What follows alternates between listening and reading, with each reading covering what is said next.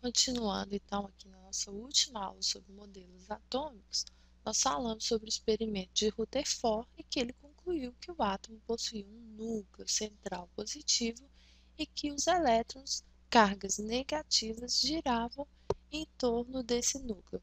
Mas algumas perguntas ainda não podiam ser respondidas por esse modelo.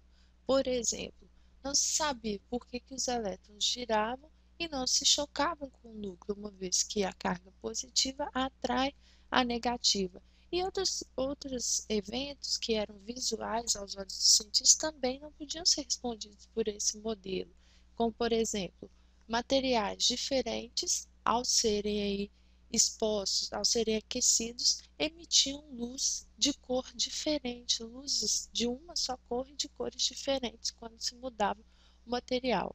Quem observou aí e tomou conclusões para complementar o modelo atômico foi o Bohr. Então, o que o Bohr concluiu?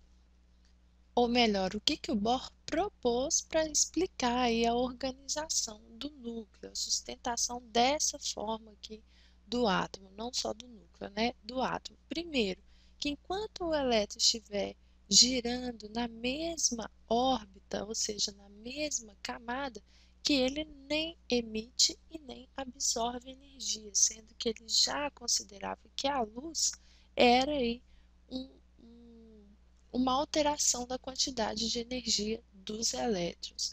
E também ele, né, para explicar o fator de os elétrons estarem aqui serem mantidos na eletrosfera e em alguns momentos emitir luz, era que ao saltar de uma órbita, ou seja, de uma camada para outra, que o elétron ou emitiria energia, o que seria a luz, ou que ele ia absorver uma quantidade definida de energia. Se o elétron recebesse energia, ele ia saltar de uma camada mais próxima do núcleo para uma camada mais afastada do núcleo. E se o elétron perdesse energia, ele voltaria para a camada aí, para uma camada mais interna, para a camada de onde ele saiu. Ao voltar para uma camada mais próxima do núcleo, de uma camada mais externa para uma camada mais interna, ele emitiria aí o feixe de luz. A esse feixe de luz eles chamaram de fótons e eles determinaram que o fóton ele tinha uma quantidade de energia determinada, então ele era um pacotinho de energia.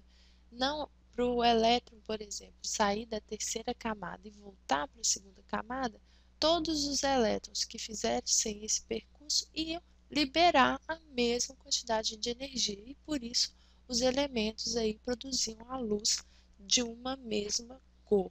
Ou seja, o Bohr ele inseriu aí no modelo atômico de Rutherford o conceito de camadas eletrônicas ou de níveis de energia. Cada elétron permanecia na camada de acordo com o nível de energia que era necessário para permanecer ali, ou seja, o elétron ele tinha uma quantidade X de energia e ele ocupava a camada que suportava aquele nível de energia. Porém, mais tarde constatou-se que essas camadas não suportam aí um número infinito de elétrons. Então, foi definido que o átomo possui 7 camadas eletrônicas, que nós aí, de acordo com Bohr, também podemos chamar de 7 níveis de energia. Lembrando que quanto mais próximo do núcleo o elétron está, menos energia ele tem. Quanto maior a quantidade de energia do elétron, mais afastado do núcleo ele vai ficar. Então, são aí 7 camadas eletrônicas de K a Q, sendo que a energia cresce aqui nesse sentido, a energia dos elétrons, e aqui nós temos a quantidade de elétrons aí que cada camada dessas suporta, ok? Espero que vocês tenham compreendido. Se tiverem alguma dúvida, enviem para nós através do site quadro.com.br. Bons estudos e um grande abraço!